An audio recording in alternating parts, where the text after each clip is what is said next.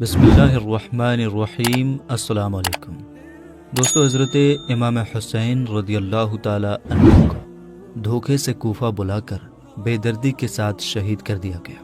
اور ان کے آل و اولاد اور اصحاب کو بھی شہید کر دیا گیا۔ اس طرح حضرت امام حسین رضی اللہ تعالی عنہ کی شہادت کے بعد اولاد رسول کو قید کر لیا گیا اور نبی کی بیٹیوں کو بے پردہ کر کے کوفہ اور شام کی طرف لے جایا گیا۔ میرے دوستو، یزیدی فوج کے بدبختوں نے اہل بیت کی تمام پاک دامن خواتین کے سروں سے دوپٹوں کو اتار دیا اور ان کے پاؤں میں بیڑیاں ڈال کر ان کو قید کر کے لے جایا گیا۔ امام حسین کی شہادت کے بعد بیویوں کو قید کر کے آگے آگے یزید کی فوج خوشیاں مناتی اور ناچتی جا رہی تھی، اور ان کے پیچھے اہل بیت اطہار کی پاک دامن خواتین قید ہو کر آ رہی تھیں، اور فوج یزید نے تمام شہیدوں کے کٹے ہوئے سروں کو اپنے نیزے پر اٹھایا ہوا تھا، اور وہاں میدان کربلا میں حضرت امام حسین رضی اللہ تعالی عنہ اور ان کے اصحاب کے جسم مبارک بغیر سر کے پڑے ہوئے تھے۔ میدان کربلا میں ہر طرف لاشیں ہی لاشیں پڑی تھیں۔ میرے دوستو، روایات میں آتا ہے کہ 3 دن تک میدان کربلا میں حضرت امام حسین رضی اللہ تعالی عنہ اور آپ کے آل اولاد کی لاشیں بغیر کفن و دفن کے پڑی رہیں۔ چنانچہ 13 محرم 61 ہجری کو جب آس پاس کے لوگوں کو یہ معلوم ہوا کہ یزیدی فوج کا پہرا کم ہو چکا ہے، تو آس پاس کے لوگ نہر فرات سے پانی بھرنے کے لیے آئے۔ بنی اسد کی کچھ عورتیں جب نہر فرات سے پانی بھرنے کے لیے آئیں تو انہوں نے یہ منظر دیکھا کہ میدان کربلا میں ہر طرف لاشیں ہی لاشیں بکھری پڑی ہیں۔ کسی کا بازو کہیں پڑا ہے تو کسی کا جسم کہیں پڑا ہے تو کسی کے پاؤں کہیں پڑے ہیں۔ ان عورتوں نے لرزا دینے والا جب یہ منظر دیکھا تو وہ بھاگتی ہوئی اپنے مردوں کے پاس گئیں اور اپنے مردوں سے کہنے لگی کہ اس کربلا کے میدان میں حضرت محمد مصطفیٰ صلی اللہ تعالی علیہ وسلم کا خاندان تھا، شاید یزید نے ان کو شہید کر دیا ہے۔ ان شہیدوں کی لاشیں بکھری پڑی ہیں اور ان کے خیمے جلے پڑے ہیں۔ وہ عورتیں اپنے مردوں سے کہنے لگیں کہ آؤ ہم چل کر آل رسول صلی اللہ تعالی علیہ وسلم کے شہیدوں کو دفن کرتے ہیں۔ ان عورتوں کی یہ بات سن کر ان کے مرد ان عورتوں سے یہ کہنے لگے کہ تم پاگل ہو گئی ہو، آل رسول کو یزید نے قتل کیا ہے۔ اگر ہم ان کو دفن کریں گے تو یزید کہیں ہمارا دشمن نہ بن جائے اور کہیں ہمیں بھی قتل نہ کر دے۔ تم اس بات کو چھوڑ دو، کوئی نہ کوئی آئے گا تو ان کو دفن کر دے گا۔ اپنے مردوں کی یہ بات سن کر وہ عورتیں اپنے مردوں سے کہنے لگی کہ تعجب ہے تمہارے ایمان پر، تم لوگ رسول اللہ صلی اللہ تعالی علیہ وسلم کا کلمہ پڑھتے ہو اور ان کی آل اولاد سے یہ محبت رکھتے ہو۔ یاد کرو کہ حضور پاک صلی اللہ تعالی علیہ وسلم نے کیا فرمایا تھا کہ میں تم لوگوں سے کچھ نہیں مانگتا سوائے اس کے کہ تم میری آل اولاد سے محبت کرو، یعنی اہل بیت سے محبت کرو۔ اس طرح یہ عورتیں اپنے مردوں سے کہنے لگی کہ اگر تم لوگ نہیں جاتے تو مت جاؤ، ہم جائیں گے۔ میرے دوستو، بات جب یہاں تک آ پہنچی تو ان مردوں میں سے کچھ مردوں کی غیرت جاگ اٹھی اور وہ اپنی عورتوں کے ساتھ میدان کربلا میں پہنچے۔ بس جب یہ لوگ میدان کربلا میں پہنچے تو اس منظر کو دیکھ کر خون کے آنسو رونے لگے اور سوچنے لگے کہ ان کو کیسے دفن کریں۔ انہوں نے دیکھا کہ میدان کربلا میں جتنے بھی شہید موجود ہیں، کسی کے بدن پر سر نہیں ہے تو کسی کا بازو نہیں ہے تو کسی کے جسم کے ٹکڑے ٹکڑے ہوئے پڑے ہیں۔ یہ منظر دیکھ کر وہ حیران و پریشان ہو گئے اور سوچنے لگے کہ ان کو کیسے دفن کیا جائے۔ پھر اس کے بعد انہوں نے یہ سوچا کہ ایک بہت بڑی قبر بنائی جائے اور ان کے اندر تمام شہیدوں کو ایک ساتھ دفن کیا جائے۔ یہ لوگ شہیدوں کو دفن کرنے کے لیے قبر کھود ہی رہے تھے کہ اچانک سے ایک گھڑ سوار ان کے پاس آیا۔ یہ منظر دیکھ کر یہ لوگ سوچنے لگے کہ شاید یہ کوئی سپاہی ہے۔ یہ لوگ اس سے پوچھنے لگے کہ تم کون ہو؟ تو وہ گھڑ سوار بولنے لگا کہ میں رسول اللہ صلی اللہ تعالی علیہ وسلم کے نواسے کا بیٹا زین العابدین ہوں۔ یاد رہے دوستو کہ یہ وہی زین العابدین ہے کہ جو حضرت امام حسین کے وہ اکلوتے بیٹے تھے جو کربلا کی اس جنگ میں شہید نہیں ہوئے تھے۔ وجہ یہ تھی کہ یہ اس وقت کافی بیمار حالت میں تھے، جس کی وجہ سے کسی بھی طرح سے اس جنگ میں شامل نہیں ہوئے تھے۔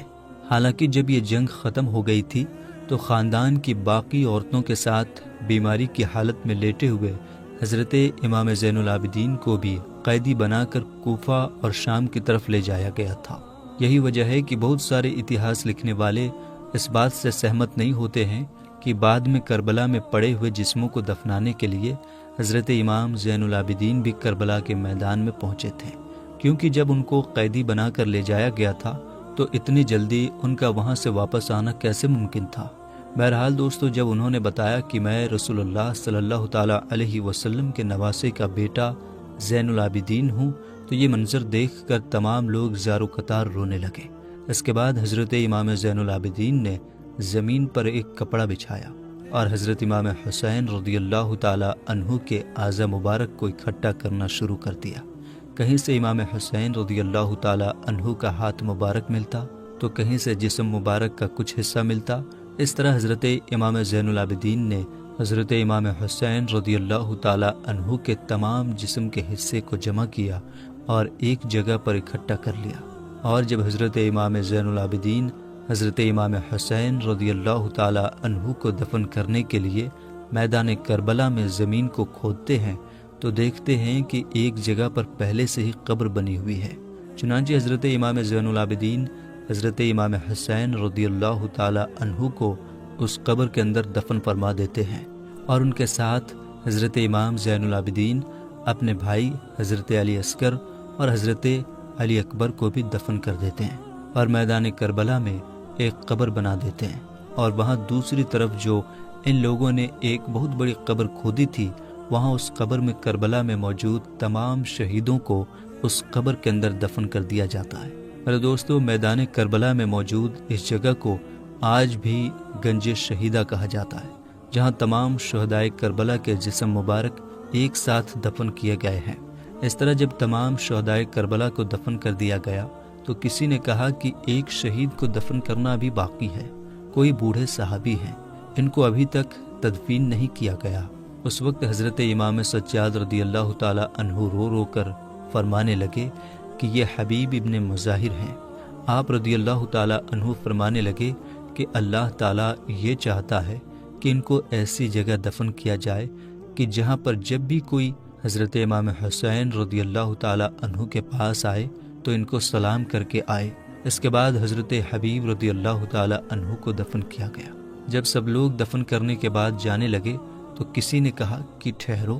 ابھی ایک اور شہید کو دفن کرنا باقی ہے۔ تو لوگوں نے کہا کہ تمام شہیدوں کو دفن کر دیا گیا ہے، اب کون سے شہید باقی ہیں؟ تو حضرت امام سجاد رضی اللہ تعالیٰ عنہ فرمانے لگے کہ آؤ نہر فرات کے کنارے۔ جب تمام لوگ وہاں پر پہنچے تو دیکھا کہ حضرت عباس رضی اللہ تعالیٰ عنہ کا ایک بازو پڑا ہے۔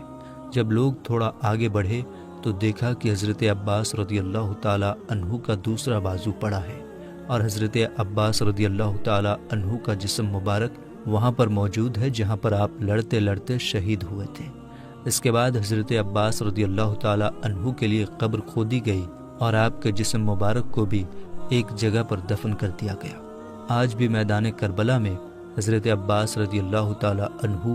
اور حضرت امام حسین رضی اللہ تعالیٰ عنہ کی قبر مبارک ایک دوسرے کے آمنے سامنے ہے۔ میرے دوستو، یہ تو بات ہو گئی تمام شہیدوں کے جسموں کی۔ اب جہاں تک معاملہ ہے امام حسین کے سر مبارک کا کہ جس کو یزید کے پاس لے جایا گیا تھا، تو اس کو کہاں دفن کیا گیا تھا، اس بارے میں اتہاس لکھنے والوں کے بیچ الگ الگ رائے پائی جاتی ہے،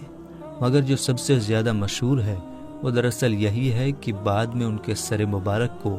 ان کی ماں یعنی کہ حضرت بی بی فاطمۃ الزہرا رضی اللہ تعالی عنہا اور ان کے بڑے بھائی یعنی حضرت امام حسن کے پہلو میں دفنایا گیا تھا۔ حالانکہ دوستو، یہاں پر آپ لوگوں کو یہ بات بھی بتا دینا ضروری ہے کہ ویسے تو جیسا کہ میں نے آپ کو پہلے ہی بتا دیا کہ اتہاس لکھنے والوں کے بیچ اس بات کو لے کر الگ الگ رائے ہے کہ جس وقت تمام شہیدوں کو دفنایا جا رہا تھا اس وقت وہاں پر حضرت امام زین العابدین موجود تھے یا پھر نہیں تھے، مگر ہاں اس بات پر سبھی لوگ سہمت ہیں کہ کربلا میں جتنے بھی لوگ شہید ہوئے تھے ان کو بعد میں پاسی کے گاؤں میں آباد ایک قبیلے کے لوگوں نے ہی دفنایا تھا، جس قبیلے کو بنی اسد کے نام سے جانا جاتا ہے۔ دوستو، جو لوگ حضرت امام حسین رضی اللہ تعالی عنہ کے مقابلے میں کربلا گئے تھے اور ان کے قتل میں شامل ہوئے، ان میں تو کئی ہزار کوفی تو مختار سقفی کے ہاتھوں مارے گئے اور دوسرے لوگ طرح طرح کے عذاب میں مبتلا ہوئے۔ علماء اکرام فرماتے ہیں کہ ان میں سے کوئی نہیں بچا کہ جو آخرت کے عذاب سے پہلے اس دنیا میں سزا نہ پائی ہو۔ ان میں سے کچھ تو بری طرح قتل کیے گئے، کچھ اندھے اور کوڑی ہوئے، اور کچھ لوگ سخت قسم کی آفتوں میں مبتلا ہو کر ہلاک ہوئے۔ حضرت ابو شیخ فرماتے ہیں کہ ایک مجلس میں کچھ بیٹھے ہوئے لوگ آپس میں یہ باتیں کر رہے تھے کہ حضرت امام حسین رضی اللہ تعالی عنہ کے قتل میں جس نے بھی کسی طرح کی کوئی مدد کی، وہ مرنے سے پہلے کسی نہ کسی عذاب میں ضرور مبتلا ہوا۔ ایک بڈھا جو اسی مجلس میں تھا، اس نے کہا، میں نے بھی تو مدد کی تھی مگر میں کسی عذاب میں مبتلا نہیں ہوا۔ اتنا کہنے کے بعد یہ ایک جل رہے چراغ صحیح کرنے کے لیے کھڑا ہوا تو اس کی آگ نے بڈھے کو پکڑ لیا، اس کا پورا بدن جلنے لگا، وہ آگ آگ چلاتا رہا یہاں تک کہ دریا فرات میں کود پڑا مگر آگ نہیں بجھی اور وہ اسی میں جل کر مر گیا۔ اور حضرت علامہ ابن حجر مکی رحمۃ اللہ علیہ لکھتے ہیں کہ یزید کے لشکر کا وہ سپاہی کہ جس نے حضرت امام حسین کے سر مبارک کو اپنے گھوڑے کی گردن میں لٹکایا تھا، کچھ دنوں کے بعد لوگوں نے دیکھا کہ اس کا چہرہ بہت زیادہ کالا ہو گیا ہے۔ تو لوگوں نے اس سے پوچھا کہ تیرا چہرہ تو بہت زیادہ خوبصورت تھا، پھر اتنا زیادہ کالا کیسے ہو گیا؟ اس نے کہا، جس روز میں نے حضرت امام حسین کے سر کو اپنے گھوڑے کی گردن میں لٹکایا تھا، اسی روز سے ہر رات کو 2 آدمی میرے پاس آتے ہیں اور مجھے پکڑ کر ایسی جگہ لے جاتے ہیں جہاں بہت سی آگ ہوتی ہے، مجھے منہ کے بل اس آگ میں ڈال کر نکالتے ہیں، اس وجہ سے میرا منہ اتنا زیادہ کالا ہو گیا ہے۔ راوی کا بیان ہے کہ وہ شخص بہت بری موت مرا۔